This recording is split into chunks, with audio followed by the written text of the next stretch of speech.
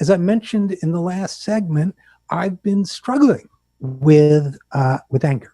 Okay, and I want to talk a little bit about why that is, and how maybe some of us can channel that anger and grief into hopefully understanding, and hopefully from there into action. I wrote a piece shortly before this big, they're calling it a stimulus bill, I call it the Boeing bailout bill,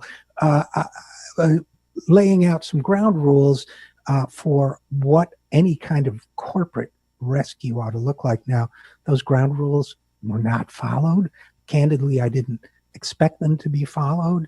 I think that when we're done running the numbers on this last supposed $2 trillion bailout, it will turn out to be a $6.5 trillion bailout, plus more and more and more, of which only a tiny fraction will go to working people, the working people who are the source of all this wealth and all this bailout, and everything that is being spent on behalf of the people to rescue corporations that have utterly failed not only the public, not only their customers, not only their shareholders, not only their employees, but every dimension up and down the line. We have a sick and broken corporate capitalist culture that should be dismantled as a precondition, or at least reined in as a precondition for any sort of rescue. Instead, what we're seeing is, first of all, $1,200 is an insult to working people.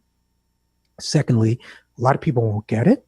Third, working people are being forced to jump through hoops while corporate CEOs line up or get the concierge service from the Federal Reserve. As we mentioned in the conversation in the last hour, the $500 billion in the direct bill itself to corporations is peanuts compared to the $4.5 trillion plus that the Federal Reserve will directly shell out to failed corporations. Now, what do I mean by failed corporations? Well, let's start with this. As some of you know, I'm an escapee from the corporate world. It was widely understood in the insurance world and the risk management world that pandemics happen, that they're real, that they're coming, that we need to be prepared for them. In 2006, I worked with an institute in Palo Alto on planning for a pandemic at the national level. That was an interesting project, but the point is this: we've known about pandemics for decades. As CEOs have known about pandemics. I've been at presentations where CEOs have been told about pandemics.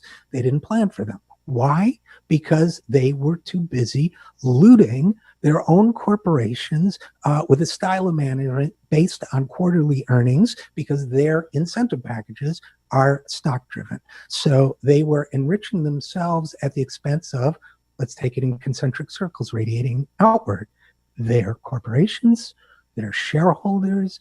Well, I would say the employees are at the heart. Their employees, their shareholders, their customers, you can go on, the society as a large.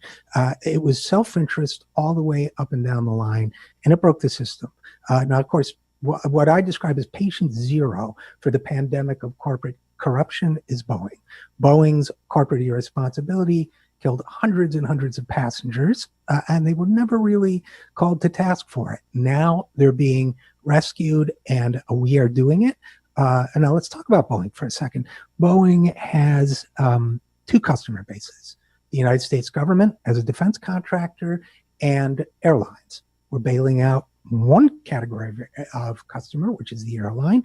We are the other customer, which is the United States government. And then, of course, we promote Boeing's exports relentlessly around the world. There's a simple solution for Boeing: nationalize it. We're not going to do that. We're going to hand over our money to Boeing's corrupt leadership so that they can enrich themselves with it. President Trump said very early on, we have to protect Boeing. It will get billions of dollars.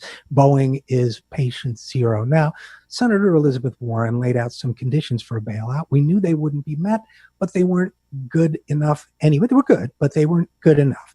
My answer, there are multiple answers, but one of them is, if you want to be bailed out by the American people will own a big chunk of your company. Why should we get a worse deal than Warren Buffett gets when he bails out a company? Number one. Number two, if you're Boeing, we own you. That's it. End of story. Now, for you non-socialists out there, that's fine. We can sell it off later. But these guys who have run it and own it, they're gone.